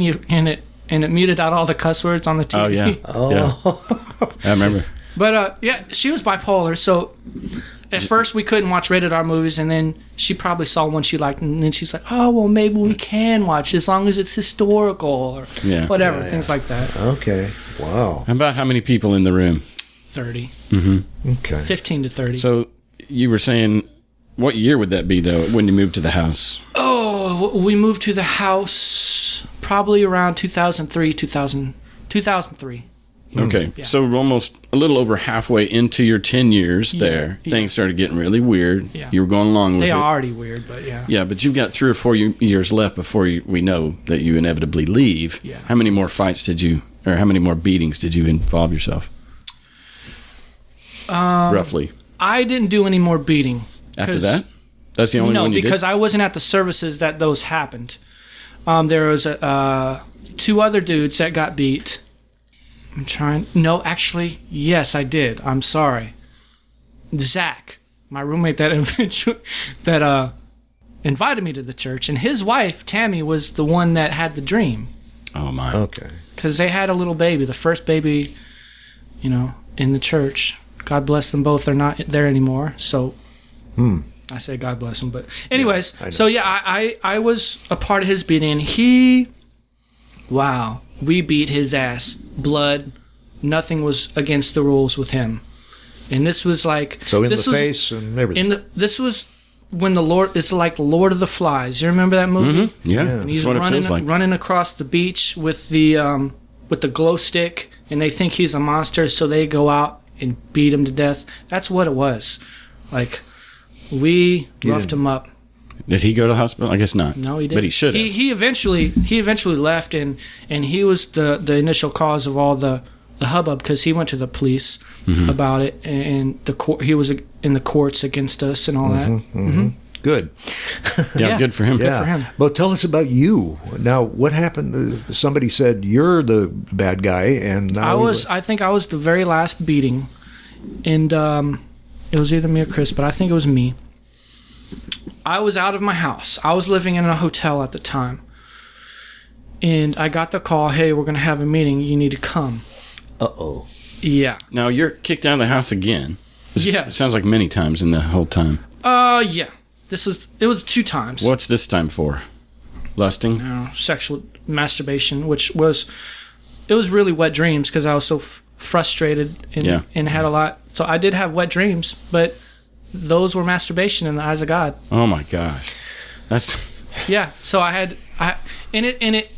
felt so helpless. I felt so helpless because you cannot control wet dreams. Oh, God, no. You wake up with them. And I'm like, God, you must hate me so much. Like... Oh, wow. Yeah, I was helpless. And I was wondering why God hates me. Because I'm not choosing to have these. I don't want them. I'm frustrated. I'm in fear. All these emotions. And then I have to confess them because it's on I was about to say, why didn't you just throw the underwear in the laundry and keep it a secret? But you felt you had felt compelled to share it with the or if I didn't confess, then she would say, your sin remains. Yeah, so your sin remains. Or she's like, I feel like you're still in sin. Yes, I am. Yeah. Yeah. Wow. Okay, so you're in a hotel. I'm in a hotel. I get the call. I don't even know how I get there because I know it. So I go in. I'm the last one walking in. To the house? Yeah. I'm the last one walking in. And everyone is against the wall. And I'm like, holy shit. This is about to get real. Pastor Robbie was sick, so he wasn't in the room. So his even the security blanket of having him as more of a reasonable person was not there. It was just her. Yeah. She's the crazy bat shit bitch. He would sometimes say, okay, that's enough, guys. Yeah. And now he's not in the room. No, he's not in the room. Oh, Jesus. And this was late. This was in February. This was late at night. I see a guy named Oscar sitting across the room, and he's looking at me and just rubbing his hands like, I'm going to beat your ass tonight. And I just look at him, and I'm like... Bring it. I'm like, oh, shit. So, I don't know, probably an hour's worth of a meeting. And then here she's like, Josh, what do you have to say about yourself? Well, mostly the details of that hour meeting were your sin? Yeah, or sin in general. And then, of course, it relays back to me. Yeah. And then we have Josh here, who's chosen time and time again, lusting after every man's wife in here. Having wet dreams. Not wet dreams, because there's no such thing as wet dreams. There's masturbation. Masturbating, not loving his wife, blah, blah, blah, blah, blah. I get in the middle. And I start confessing. Yeah, I've been lusting after people. I'm not treating my wife good. And you're crying? I don't know if I was crying at that time. Probably was, because I was a big crier. I was an emotional person. It was at one point, I don't even know what I said. Mm-hmm. I said something, like I confessed to some type of sin that I allegedly did. And then she goes, what? She takes a glass, kind of like this one, except it was like a Tumbler. whiskey glass. Yeah. And she throws it at my head, hits me in my head. As soon as she hits me on my head, all the guys They jump. immediately jump on me. Jesus Christ. And yeah, And you're in the living room. I'm in the living room. There's nothing I could do. All the women are watching. I'm in, like, like the fear that comes upon you in that situation, I can't describe. Like, Do you end up on the ground and them kicking you, or like I end up outside. they Yeah. drag you outside? They drag me outside. At first they're beating me in the house, and then they're like, "Get it! Take him outside! Get him out of here! He doesn't deserve to be in here! Get him out!" Drag me outside. And like Will and Oscar, they're big dudes. Will is an ex-wrestler, and Oscar is a weightlifter, and complemented with the other guys there. They put me down on the concrete. This is February. It's probably in 30 Tulsa. degrees outside. No coat. My shoes are inside. Beat me. I remember a couple times it was Oscar holding my mouth, suffocating me, and I'm like, You're going to die. I thought I was going to die. Beat me, smashed my head against the concrete. Like, at this point, there was no rules. It was a beating of beatings. Any idea how long the beating lasted? I don't know, 10 minutes maybe. It was a long time. And then they leave you out there in the cold. I wasn't allowed to come back in. And you didn't have any wheels. Didn't have any wheels. I didn't have any shoes. This was as a damp, cold fucking... Your eyes are probably swollen at this point. I remember looking at myself later that night. I couldn't recognize myself in the mirror. Like, I scared myself. So... Did they break anything? I don't know. You didn't have a broken nose or anything? I still have chipped teeth here. Uh-huh. Yeah.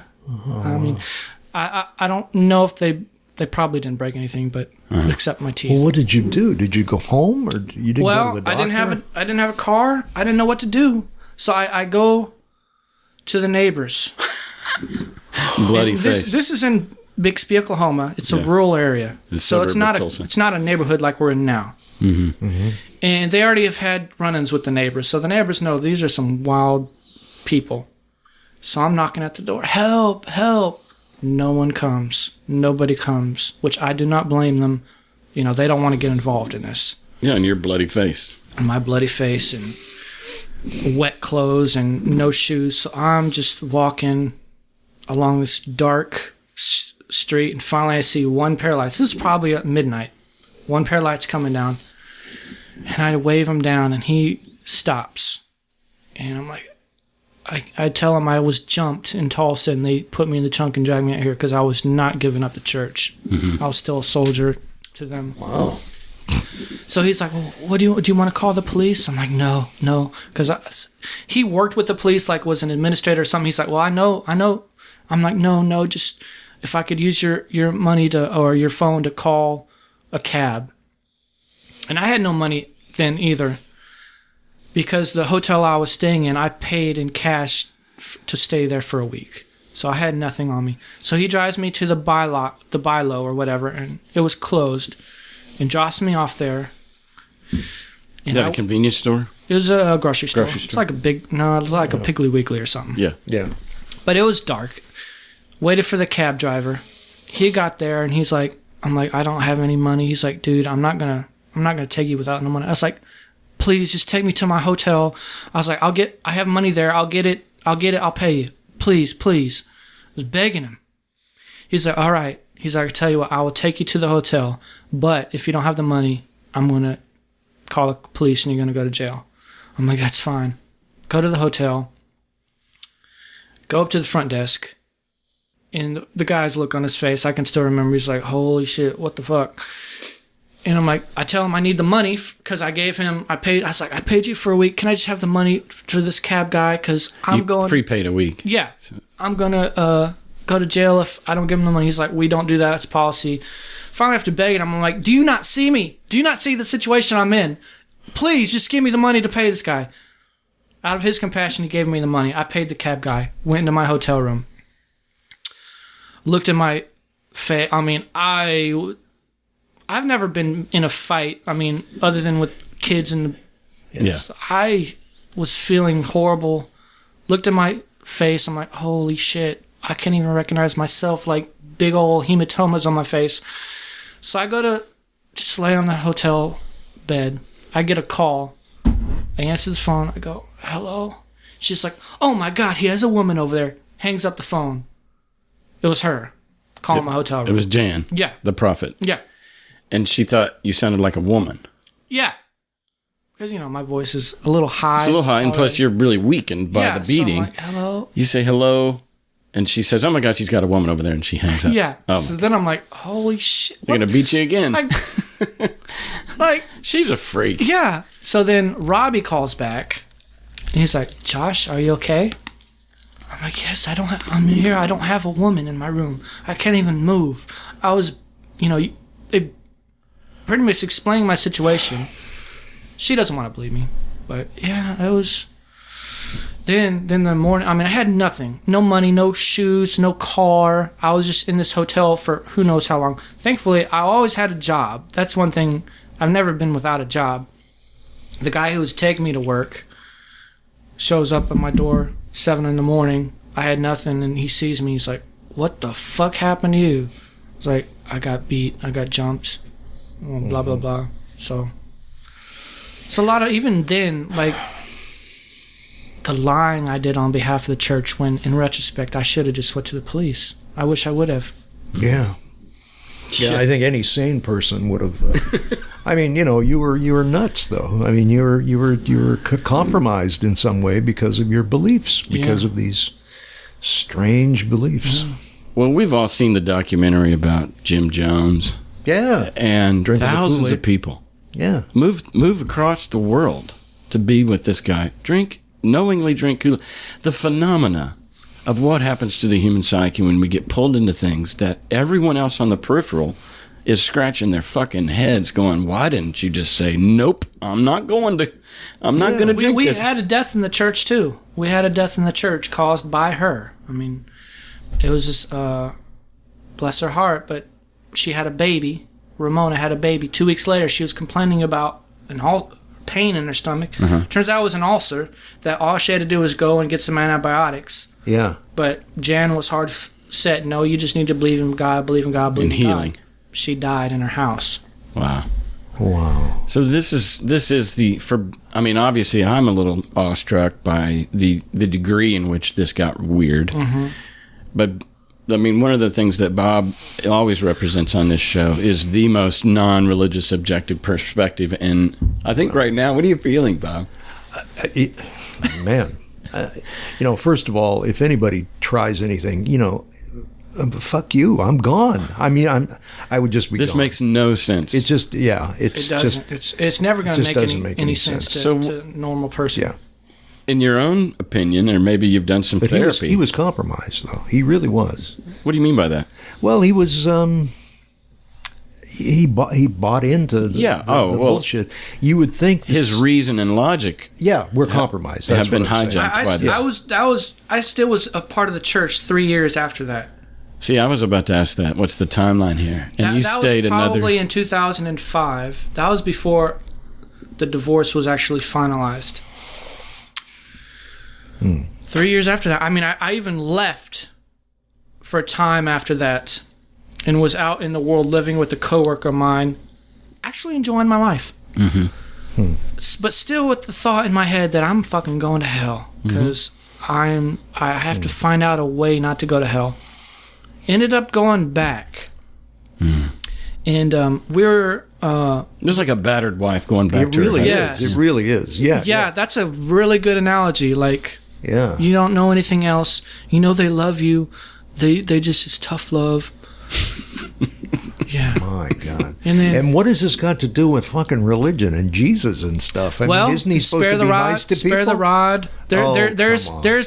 I don't even remember. There's Well, God scriptures. disciplines those he loves. God disciplines those he loves. There's scriptures in the Old Testament talking about that's a crazy old God, though. That's the Old Testament God.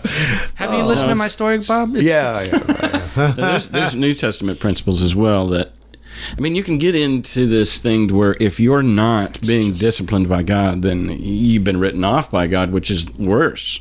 The fact that your life, that God is... The loneliness of being out in the world and not having an avenue to God. Yeah.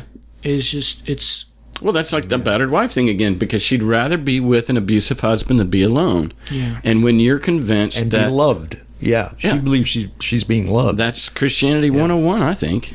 I mean, especially this hardcore shit is literally you're married to an abusive narcissist god, and no matter how much abuse or discipline, quote unquote, is being issued upon you, it's better than being on the outside. Yeah, it's the life we chose, and it wasn't what we thought it would be, but we're in it, and we're in it for the long haul, because we're going to prove to ourselves, I can get through this, and I can become who I believe I'm supposed to be, and that's a man of God. You know, I think of these weight room axioms: no pain, no gain. Yeah, There's a machoism to this cult, and it's in Christianity a lot, and that is no pain, no gain, and buckle up and do it, and grin and bear it. And there's a toughness to it, and this is an attempt, because Christianity for years was just dominated by females, and there was a movement in the 80s and 90s to masculinize Christianity. In the Wild at Heart, did you ever do Wild at Heart, the book? No. Anyway, there's a movement to make it macho, and you see these churches now where they've got taxidermy on the walls of the church and stuff. You know, they're trying to make it masculine. And funny you mention that, because and this is a real disturbing story. I'll share it, as far as masculinity. Will and Josh, they were the assistant pastor and worship leader. They had kids around the same time, and these kids were probably 2 years old. Mm-hmm. Well, Jan used to watch them during the day.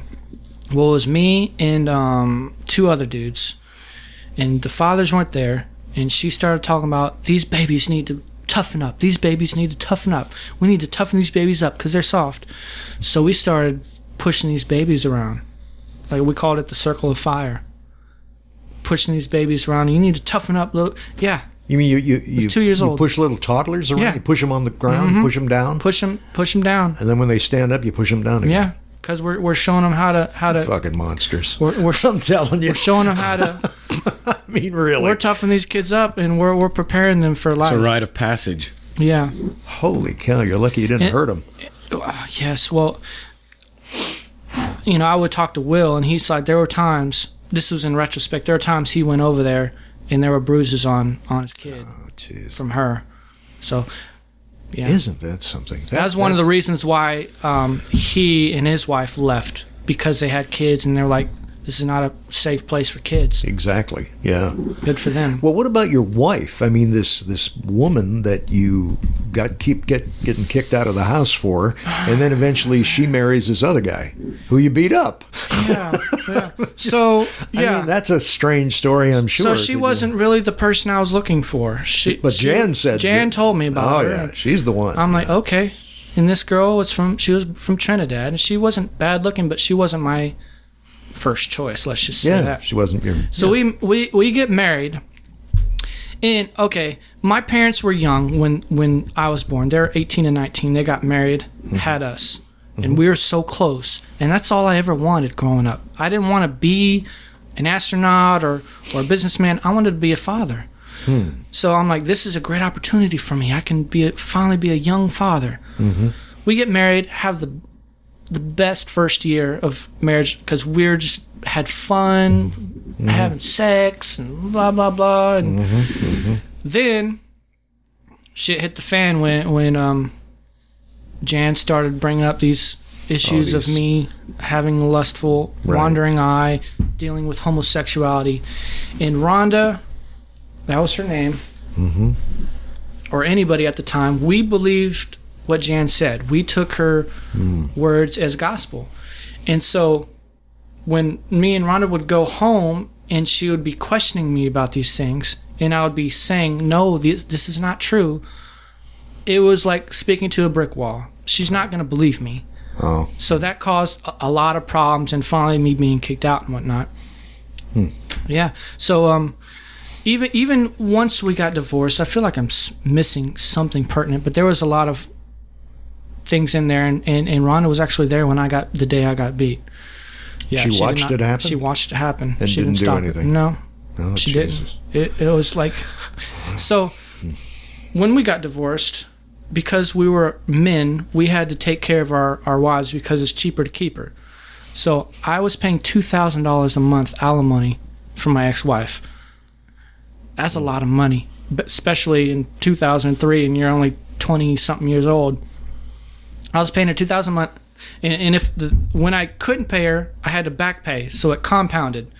And so when I had left, and like for the 5 months I was gone, I didn't pay her alimony.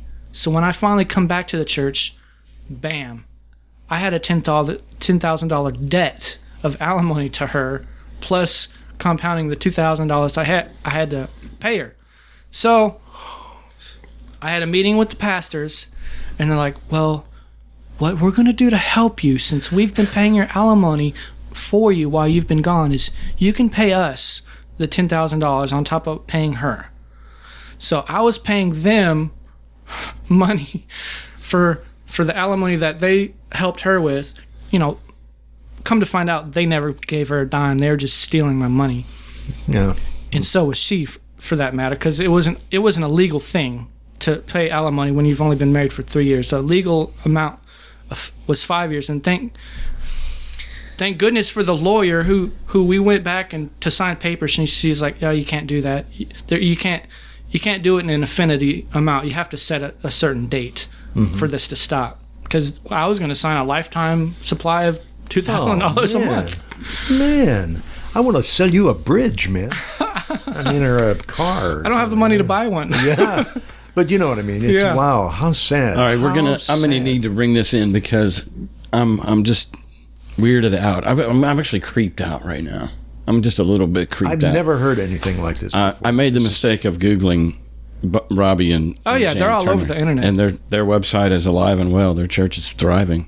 Nah, I don't believe that. Is it thriving? Well, of course, looks. I mean, they're promoting. According to them, yes, they're still going. They probably have like 10 people there. These people need to be stopped. Yeah. I mean, these people are criminals. They are criminals. I can see the age difference in he and her. Would you say 30? 18 years. 18.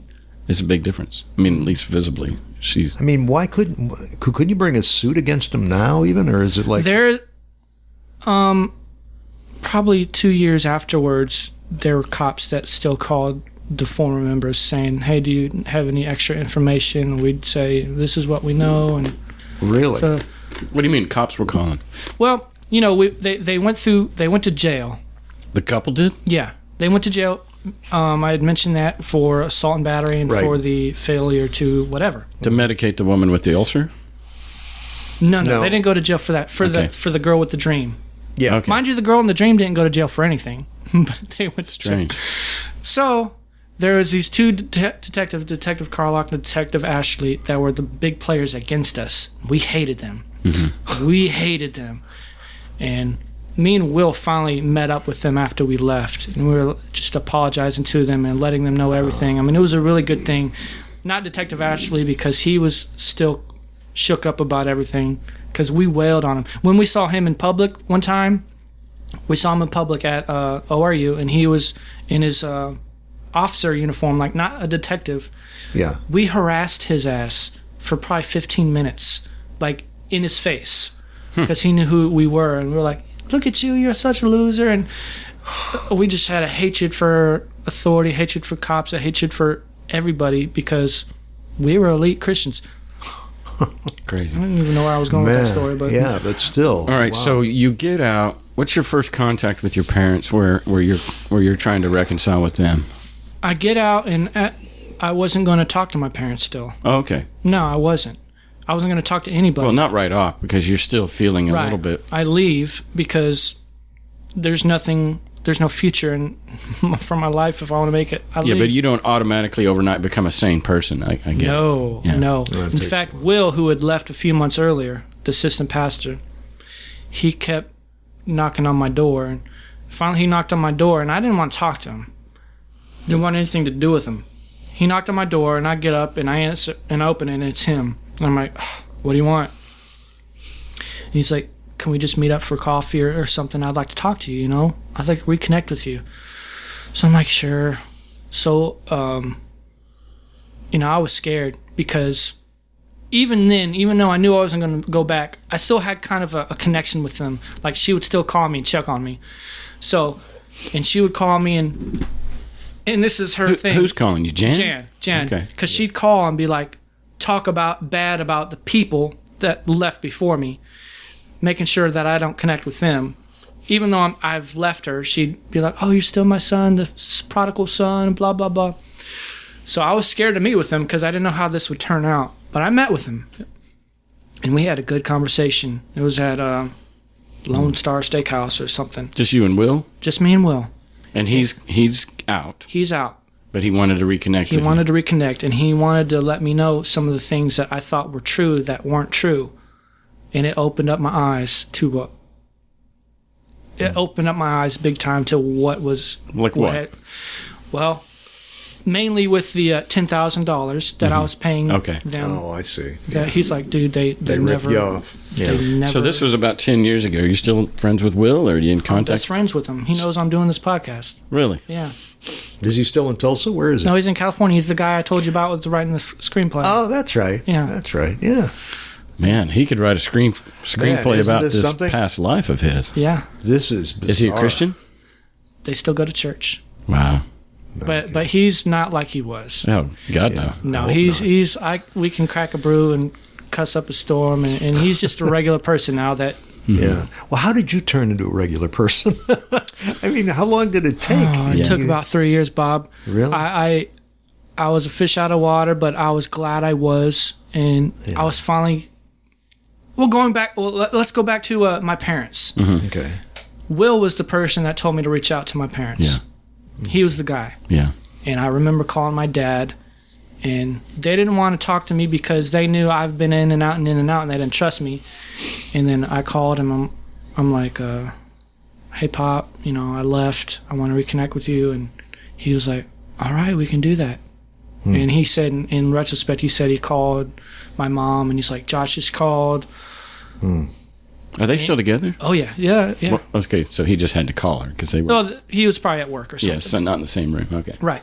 And she's like, how do you know it's real? And he's like, because he called me dad, and he's not called me dad for years. Oh. Yeah. Man, that's... Yeah, I still get emotional when I think about that kind of I get stuff. emotional when you say You that. better. So... That means you got your soul back. Yeah. So from those motherfuckers. Just reconnecting with my parents was just like I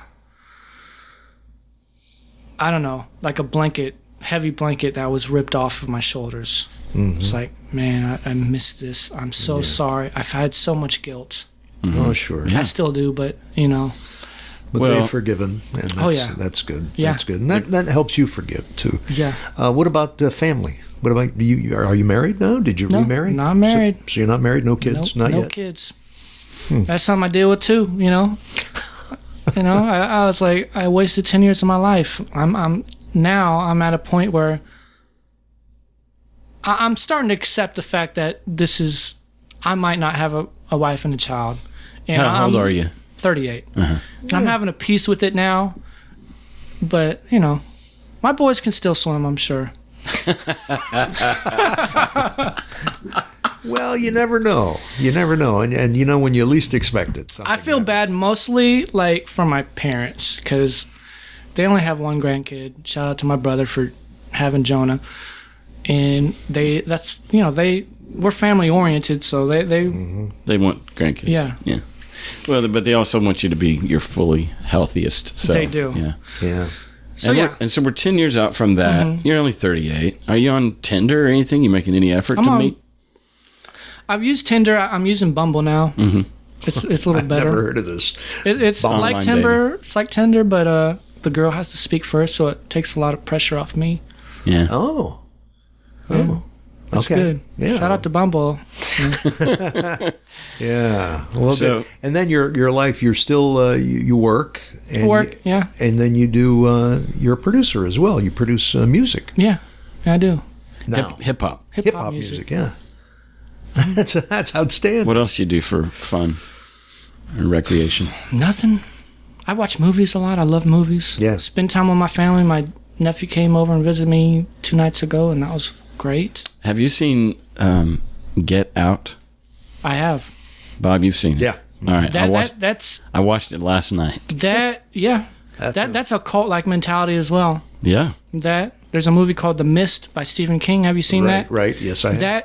Watching that for the first time Trigger? after I left triggered a lot in me. Yeah. Because there's that lady, and she's the religious nut, and everyone hates her and thinks she's crazy. And then one by one, she starts convincing people, and then they kill that person. Yeah. I tell you, that is a cult. If you guys want to Understand what a cult is, watch The Mist. Okay. Yeah. What about M. Night Shyamalan's The Village? Is that what it's called? Yeah, I saw it. I've seen it. It felt like it's culty. it's definitely a cult type movie. Cult-like. Not like my experience, but definitely a cult. What about is it Hulu or Netflix that has The Path?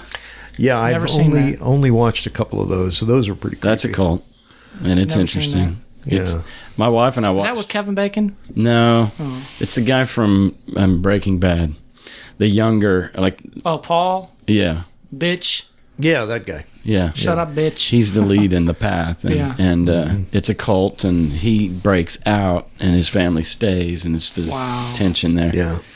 But it triggers me when I watch it. So- I never was in a cult, but I was just in a. I mean, I consider Christianity a cult, period. But Yeah, and that's what I was going to go next, or finally, and that is, what do you think people at home or wherever they're listening to this say? Well, yeah, it was a cult. That's not Christianity. well, they're for going to God's definitely sakes. say that.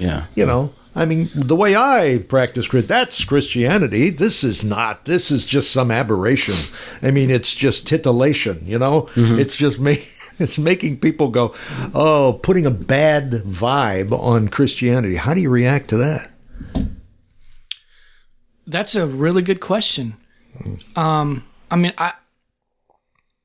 when I talk to Christians, I don't talk to them from the point of me being a cult member, because it's none of their business, and I don't want to give them any bridges to shut me out. But I just challenge them on just being a reasonable person. Like, have you really ever heard God's voice? Yes, I hear it all the time. I'm like, no, that's that still small voice that you would attribute to God. That's just your own thoughts. Like, and that's one of the reasons why I'm not a Christian today, is because I put out a challenge to God about that. I was like, you're going to show me you're real. It's like, I know more about the Bible than anybody I know. There's not a human being on this earth that's going to ever convince me you're real. You say you're the same God yesterday, today, and forever. Well, I know yesterday you were talking to Abraham, Isaac, and Jacob, and you were revealing yourself people left and right. You don't do it anymore. That's a contradiction to me. So you need to come down, bro. Burning bush. Yeah, and I know, the Bible says better are those who haven't seen and believe than those who have seen and believe. I was like, I don't care about having the mansion in heaven.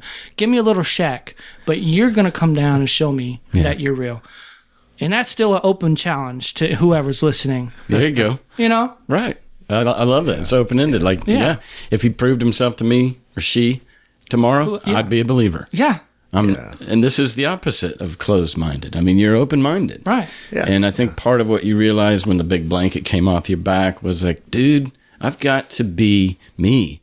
And I've got to stop blaming myself for having wet dreams or for having thoughts or for wanting my own agency to choose the path for my own life. And I think for me, the biggest thing is, is just the freedom to show up and be.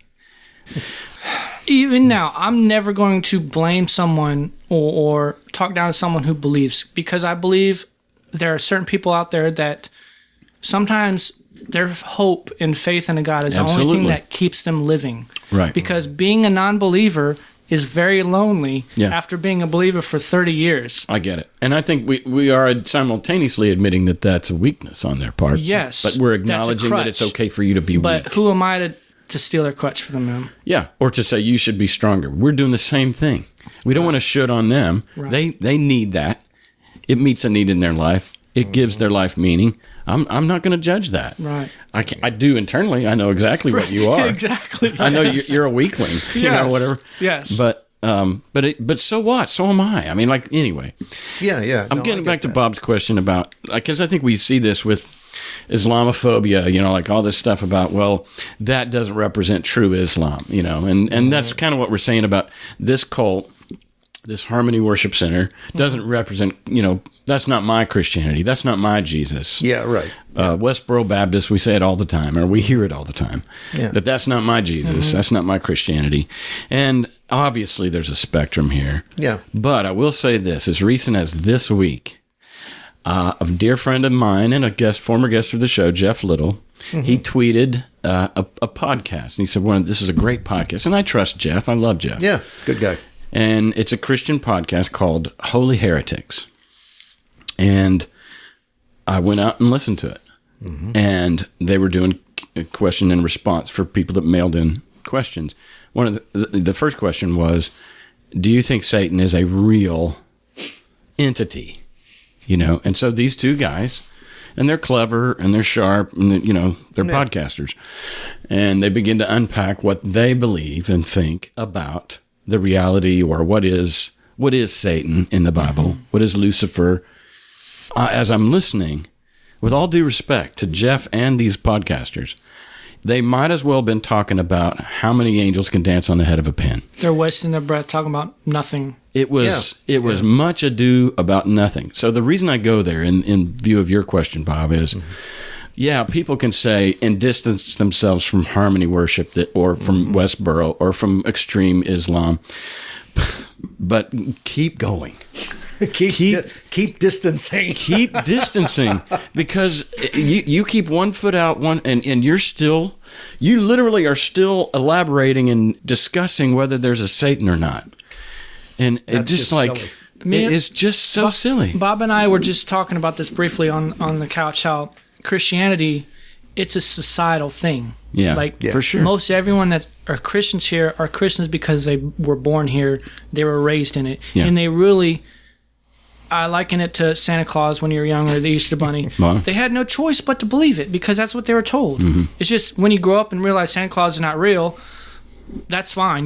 But you don't do that with God, because God is internal. So there's no checks and balances, because that's all you know. And until you actually dare to study or to say, well, I need to research on if what I'm believing is right or not, which most people do not do, because they just take it for, this is my reality. They're never going to get out of that. They're going to live in that. Well, yeah, and for some of these local southern cities are having votes and stuff on whether to put "In God We Trust" on the cop cars. Right. Oh, jeez. And what they're clueless to is, if they were raised in Afghanistan, they would be petitioning to have "In Allah We Trust" on their cop cars. And here we are, and they don't understand that it's like, I want to propose a bill in Tennessee that we put "In Allah We Trust" on our cars, on our cop cars, or on our license plates. I don't know. I don't care. I'll sign that bill. I want to propose that bill just to watch somebody go, hell no. Yeah. Some redneck, hell no, we ain't putting Allah on our cop cars. And I was like, well, what you're feeling right now is what I feel about your proposal that we put God on the car. You realize Allah is Arabic for God, right? So it's the same thing. It's just ridiculous. It's so much. But you're right. It's cultural, and we're swimming in it. It's deep. We are, unfortunately, the anomalies in this. I mean, we're the marching outliers. We're the outliers. We're marching to a different drum, and I like our beat a lot better. And I'm glad that you're out of the cult. God damn it. Me too, man. You're such a good guy. Thanks. What a pain to live through that shit for 10 years. God. And I get the sense that you're still rebuilding your life and your identity. I'm doing. I mean, it's a life's work. I'll never stop. Yeah. You know, I feel like I'm 10 years behind in life right now. And we talked about this a while back, but I'm trying to catch up to where I'm supposed to be, and it's hard. Yeah. I'm glad you can laugh. Yeah. Well, sometimes you got to.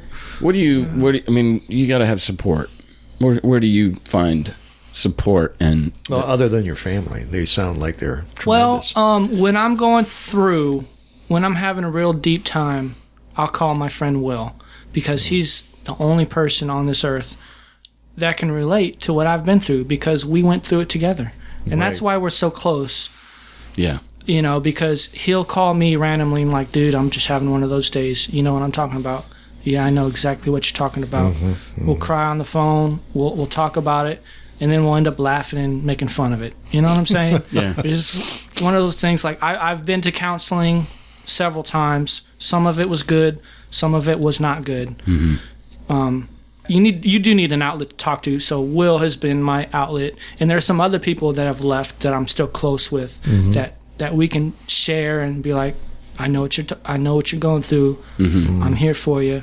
Sure. Last time we had a meeting of the Middle Tennessee Ex-Christian Support Group for Everyone's Agnostic, you were there. Rachel Gunderson is a former guest on Ryan Bell's show, where she talked about the cult that she was in. And have you guys connected that night? We met last weekend, I think. Okay. Over some coffee, and just talked about some of our share your war stories. And you know, we were thousands of miles away from each other, and it's like we knew exactly what each other was going through. Yeah. It's the similarities. That's why I was like talking to you, Bob. It's a lot more common than people think. You just don't realize that. Cults. Yeah. Yes. Yeah. That was one thing that Josh said that made me go, can that be true? So this is happening right now. Something weird is really strange out there. That's probably happening in every 50 states. I mean, like right now. I mean, this is outrageous. It's a subculture. Got to stop. Man. It's a subculture within a subculture, because as you and I were, you expressed that when I was sharing your experience, my experience when you were just in Assembly of God, then we could finish each other's sentences. Yes. But then when you went down the cult road, I don't relate. It's so deep and so dark. I got some bad memories from Christianity, but the shit you just shared today, man, I shudder with fear of, like, I mean, it's just gross. It really is just like it feels very trapped. Yeah. And brainwashed or something. Because I know you. Brainwash. Yeah. I know you now. I'm sitting across from you, and I could tell a second ago when you were talking about pushing those toddlers around, I could tell Bob was like, dude, if you weren't better and healed and a nice guy, we would now kick you out of this house. I mean, like, I would kick myself out. Like, yeah, there are things like you still have to deal with that you did. Yeah. You know it wasn't you, but still you did those actions. Like, I beat people. Yeah, sure. I lied to people. I stole from people. You shoved toddlers. I shoved toddlers. No blood. I mean, it wasn't I know. child abuse, but still. But there is a version of you that has walked this planet 10, 15 years ago that Bob and I would not like. We would not be liking you, but we like you now. I wouldn't like you guys either, because you weren't pillars. You know, you That's didn't, right. You didn't live pussies. what you believed. Yeah. I was Delta Force, brothers. Yeah. You know. Part of what we go through, I would think, in your situation is the house divided internally. So, for example, if I were to show you a picture of Jan, or just say her name, Jan Turner. Anger. Right? Anger. Yeah. But also, do you have some affinity? None. Okay. No tension there. Absolute hater. Maybe not hate, right? I don't know. Well, I'd fucking hate her. Yeah. Tell you that. Will and I have talked about going back. Not to join, but to go back and cause havoc. Trouble. Because we know where we're at mentally and she needs a good beating. yeah, we thought about going that back, showing up and scaring the living shit out of them. Yeah. The only that wouldn't accomplish anything. Yeah, it wouldn't. That could be in the movie. Yeah, but it would be more for us feeling good for ourselves. Yeah, you're but right. you know, But those people should not be on the streets. Those people should just be put in jail and left there for a while. Have you ever called her?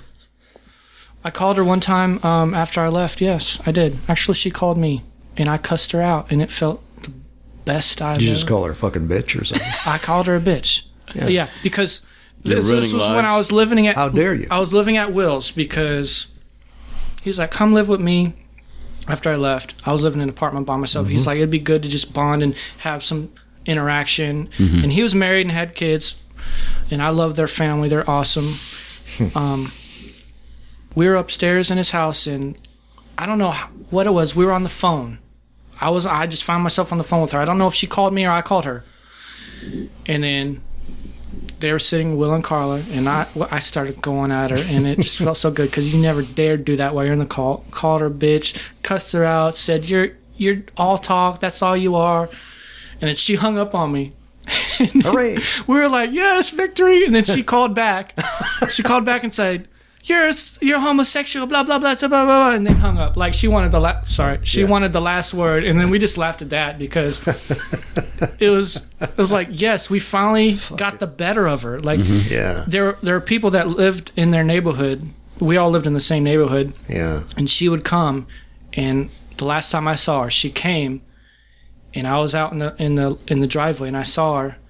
And some of her cronies pulled up, and I started walking to her car like I was going to beat her ass. She pulled off. I was like, yes, that's victory. It feels good because I would whip your ass, woman. I don't care. Wow.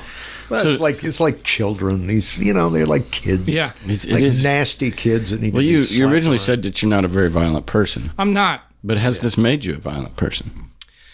It has changed me because... going through so much abuse, physically and mentally, when I, like, at jobs or anybody, really, if I feel the sense that you're disrespecting me, I'll lash out at you. Like, you're not going to talk down to me. You're not a better person than me. You're nobody. You might make more money, but you're not a better person. Don't ever talk to me like that. Yeah. I think it's made me... So I don't know if that's a bad thing. No, that's a good thing. If that's a good thing, but you basically gave over your agency for 10 years, and you have now sworn to nobody's ever going to take it. Absolutely. Okay. Like, respect. You're going to respect me, and you're going to know you're going to respect me. Yeah. You got some boundaries. Yeah. So I do feel like a stronger person, and if I hadn't gone there... No, don't go there, Don't go there? I hate that. Nah, I'm not going to let you say, I have the cult to thank for that. No. I don't have them to thank for nothing because... I'll say. No. Okay. You're right. But it did change you. But where you were going... It changed me as far as the way my worldview. Yes. Right. Yeah. And we can find the silver lining, all of that shit. Well, you have to go on living, or else what's life? Yeah. You have... And there's no... Because going back to that, I hate when I talk to people and they're like, there's a reason for everything. No, fuck you, man. Who the fuck are you? There's no reasons. No. I'm with you there. Shit just happens. That just world philosophy, hypothesis. Yeah, it all happens for a reason. No, it doesn't. Chaos. It's chaos, yeah. And you found your meaning. Yeah. You're finding your meaning. I hope so. Surround myself with good people that I love, and that's it. That's it. Jobs come and go, money you can always make.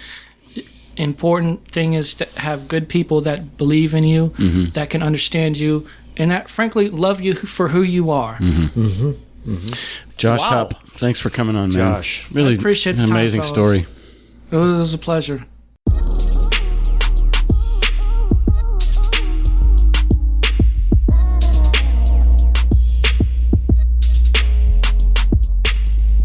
Joshua Hupp, Hope in German. Hope. Yeah, it means hope. Yeah. So the tattoo he got with his family... It's on the left or right side of his leg. Yeah. It kind of looks like a shield. I think it's Latin, but it means hope. Yeah. Hope survives or hope... Yeah, something like that. Yeah. And there's a show. H for Hupp, and 4 people in the family, he and his brother and the parents. Right. And then there's a drop of blood coming off the... Oh, I didn't see that. Off one of the 4 or the H or something. Yeah. Probably the 4. And blood is thicker than water. Oh, that's the symbolism, huh? And when he was in the cult, blood wasn't thicker than water. The cult made him choose. They actually called it family worship. If you love your family, then you're a family worshiper. And that's a bad thing. That's a bad thing. Yeah. And his family came to Tulsa from wherever they were, maybe Knoxville, Tennessee is where they live now, but drove across the country to rescue their son. Intervention. Yeah. And his dad waited in the parking lot for him, and his family waited in the parking lot for him. This is a story that we should have got on the air, but we got it on the porch. And they're waiting for him to come home from work. He doesn't know this is happening. He's walking into his house and he hears his dad's voice call his name. Right. And he freaks out. And he literally turns around and says, "Just a second." And he walks in the house and calls Jan, right, the cult leader, right, and says, "What do I do?" And because his family cared about him, and he they were checking to see if he cares about them, and so he gets a restraining order on his dad to prove to the cult that he doesn't love his family, so that they would. So things would go better for him within the cult, because things were intensifying. He said a lot of the other families of the other members of the cult were passive, and his dad's military. Right. And so he's not going to be passive about you kidnapping my fucking son. Yeah, exactly. He drives across the country. They go home empty-handed because he wouldn't talk to. Well, they did have dinner, but he just said, and then eventually put a restraining order on him. I mean, just heartbreaking, toxic. I mean, I just can't believe there are people that they're How does this happen? These monsters out there hurting other people in the name of God, in the name of Jesus, and all that. I mean, in the name of harmony. Yeah, that's all. Harmony is the name of the church, and they beat each other up. It's disharmony. They break up families. Mm-hmm. They beat each other. They're suspicious of each other's lust constantly. It's the opposite of harmony. Mm-hmm. When Joshua and I and you just now sitting on the porch, we ended up digging out some old music of mine, some music of his. Yes. He's got basically a song that he wrote to God. Yeah. That we're going to play right after this. Mm-hmm. And Josh pointed out, even after listening to some of my music, that would be my music written in the 90s when I was a Christian. And he's like, it's hard to believe that this is just one lifetime, and yet that's a completely different person. I'm a completely different person, and yet we did this. Mm-hmm. We gave ourselves to this belief system wholeheartedly. And now we look back and say, who was that guy? And why did I fall for it? And how could I do that? And in Josh's case, like as I mentioned, like, I'm a little bit shameful and regretful of how far I fell into my Christianity. Mm-hmm. But he went in to a situation that was far more toxic than anything I experienced. Mm. And you do have to ask yourself, why was that environment attractive to me? The environment created by the cult leaders here, to where we would live in fear and paranoia of each other. And there were several times, as he mentioned in the talk, that he did leave for a while. He tried to leave, and it was the fear of hell. Yeah, hell. Dying and hell.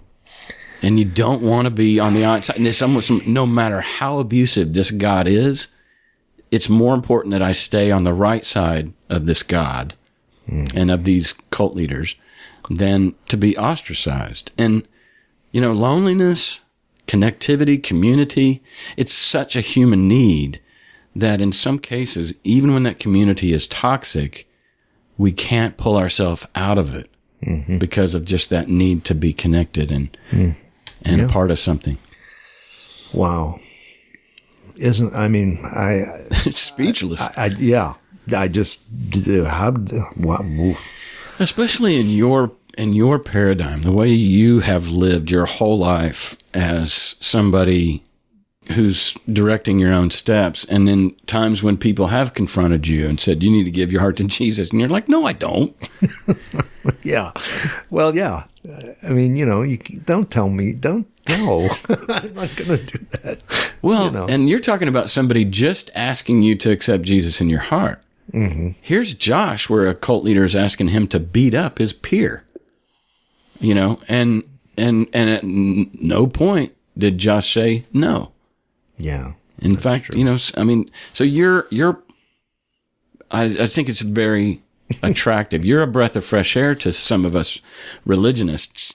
Yeah. That you had the capacity to say no at times where we didn't. Well, I just don't hurt people. Don't, what's the... I know it seems like common sense to you. there are other people in the world who have these thoughts.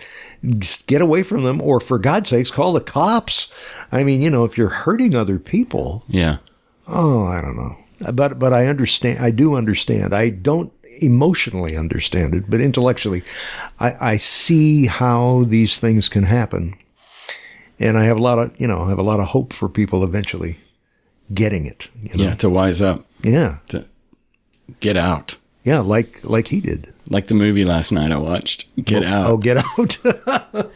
That was pretty crazy, that movie. Well, actually, it's relevant, right? Because of the cult-like atmosphere? Yeah. Yeah, you had the groundskeeper. You had the woman in the house that was kind of a maid. Right. And then you had this guy that ended up being like almost this partner to this woman that was 30 years older than him. And they were all in a trance. Yeah. Until he flashed. There's something about the flash in the movie, at least. That's what they had to use as far as a moment where they would snap into their back into their right mind. And it's kind of similar, right? I mean, we're looking at Josh now. We're sitting across the table from. He's here live in the studio. He lives in Nashville now, and we're seeing a guy who's just a great guy, common sense, funny, interesting, kind. But very talented and creative and stuff, yeah. And at some point in his life, he was hypnotized. Yeah. He was under the spell of these cult. Enthralled. Yes, he was. And we don't know that guy. And it's hard to even imagine that, No.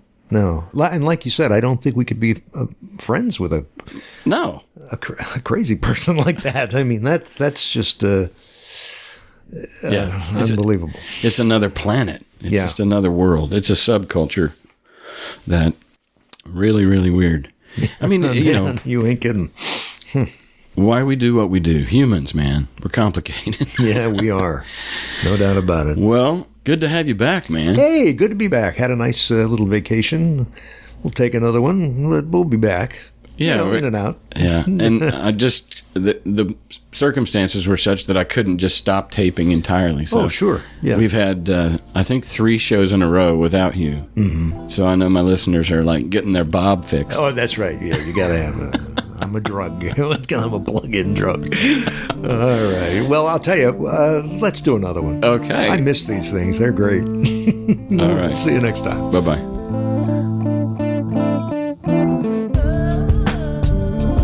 Yeah, I was just in the neighborhood, and well, I know this might be kind of awkward for you, but well, it's been a long time since I said hello.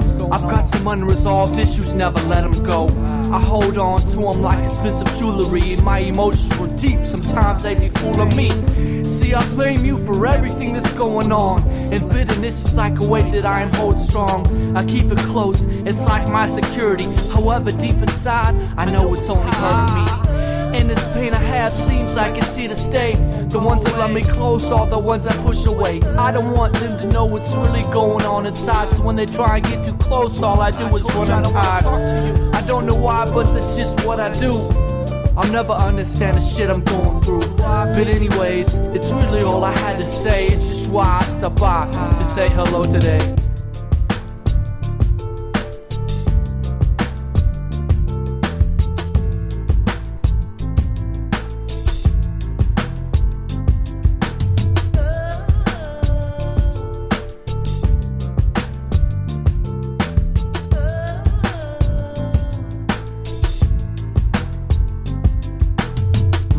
It's been a long time since we had a talk. I figured we could get out, go take a walk. I feel like my life could be turned into a movie. I still put the blame on you for all the shit that's happened to me. All the beatings, lying and the stealing. It's hard to describe deep inside how I'm feeling. I just need to vent and need someone to hear me through. And since you're the source of my problem, I thought of you. This ain't a chit chat, I didn't come to reminisce. I just need some answers and I feel like you owe me this. In my time of need, I felt like all you did was leave me. Through my intense pain, why did you not ever relieve me? Why did you let the crap happen that I went through? See, I'm sick of hearing people tell me it was meant to be. But anyways, it's really all I had to say. It's just why I stopped by to say hello today.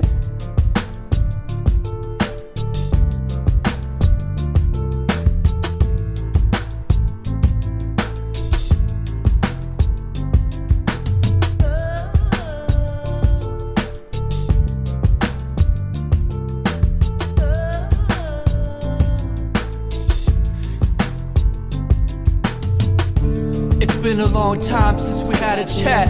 Me knocking at your door, picture that.